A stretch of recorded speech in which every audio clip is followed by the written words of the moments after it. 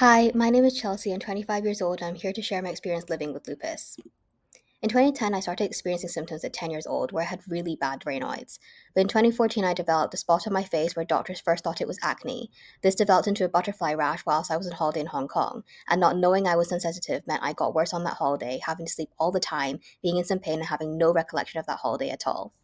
I was lucky my great uncle is a doctor and immediately diagnosed me with lupus. So after our trip, my parents made an appointment with my GP, who immediately referred me to the Royal Aberdeen Children's Hospital.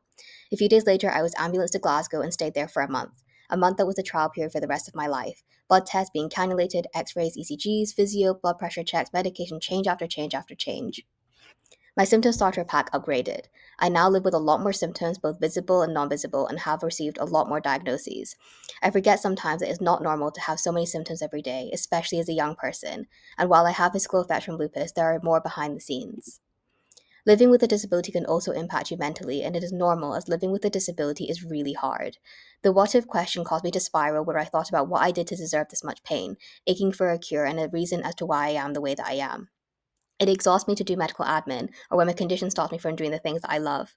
I worry about financial stability as I don't know when my body will allow me to work or when it will mean I have to stop working. This and other things can have a big mental toll on my mental health, and it comes and goes. After 3 months of missing school, my parents prepared me to possibly redo the year. I didn't realize how hard it was going to be for me to do things that used to be simple. Before I was diagnosed, I loved reading, but that was no longer possible. Reading became harder due to my brain fog, and to read something, I would have to read it about 7 times just to understand it. I felt isolated because my friends didn't understand my reality and I didn't have the words to explain it to them. Trying to explain that my tired and their tired is different and that I'm not lucky that I missed so much school, that I don't have the same energy as them when doing things after school, explaining why my looks had changed due to medication, that I had a central line so couldn't do swimming lessons. Nobody teaches you how to navigate youth with disability and how to explain it to others. One day, I received a letter through the post telling me to go to adult services, and I never went back. Not much preparation was done. I didn't get to say goodbye to the nurses who supported me for years. Transitioning from colorful walls, friendly nurses, to blank style rooms and healthcare professionals that didn't know your name was difficult. I came to know new nurses, but even then I felt more alone, even though I had more say in my healthcare plans. My bi-weekly infusions became monthly, and I planned my entire life around them. I knew I had to book a blood test 1 week before, be tired a few days before it, on the day of the infusion, a few days after it kicks in, meaning about a week of each month I was extra fatigued. And then the week after, I would book my next blood test, and this became my cycle for 10 years. Now I take the same medication weekly as an injection to a song that gets me through the pain that comes with injecting myself, and to drown the thought of, I can't believe I have to do this for the rest of my life, which can be really overwhelming sometimes. Living with a chronic illness can lead to grief because of what you've lost to your condition, and it is normal to go through. Sometimes I think of what my life would be like if I didn't have lupus. I grieve what my life would have been without all the challenges and restrictions for my body. I grieve my childhood and the freedom I could have had as a child. Since living with lupus, I've also had to travel differently as I have more things to plan out. For 10 years, it was whether or not it lines up with my infusion dates, and now it is whether or not I take my injections and how I do that. Do I need to book special assistance? Are trains accessible? How close is the accommodation to the station? The list goes on. I was lucky the degree that I wanted to do was at the University of Aberdeen, which meant I could be close to my family, who is an incredibly good support network. I know that if I had chosen to move out of Aberdeen, I probably would have had to drop out, and I was proven right. I stayed in halls to have a more normal uni experience, but 1 month in, I had a flare and moved back to my parents' house. I stayed there until my final year, where I moved out and lived on my own. Having accommodations put in place during school meant I knew what I needed by the time I got to uni. I set up a meeting with disability services and was capable of advocating for what I needed.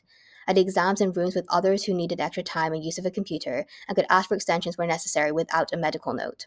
I knew how I worked now, and I could adapt what I learned having lupus at school to university, which gave me a lot more flexibility and freedom. I finally had the words to explain my condition to people around me. I still struggle sometimes with setting boundaries and saying no because I still want to be like every other young person. But now I'm able to ask questions like, can you help me hold my bag? Can we walk slower? Can we sit down for a minute? Can we go in the shade? I learned how much I love a low energy social hangout where my friends come to my place and we craft and play board games. I was better at adapting my energy now, and I'm just getting to grips to what my limit is. At uni, I started writing about living with lupus and spoke about it on social media.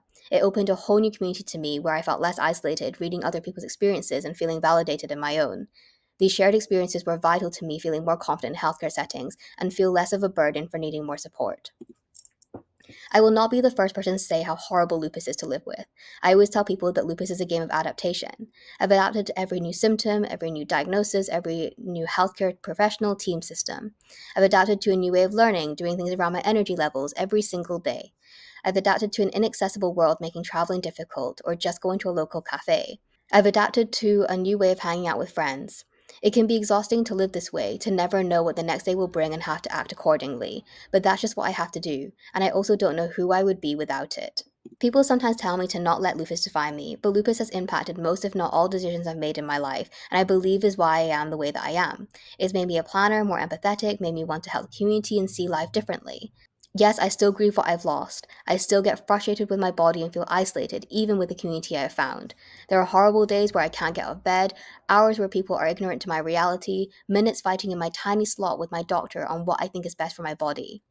Lupus is life with constant symptoms, which is what people tend to think about when thinking about people with disabilities. But it also comes with mental health effects, grief, and adapting to new normals. And through this adaptation, a new way of life that works for me.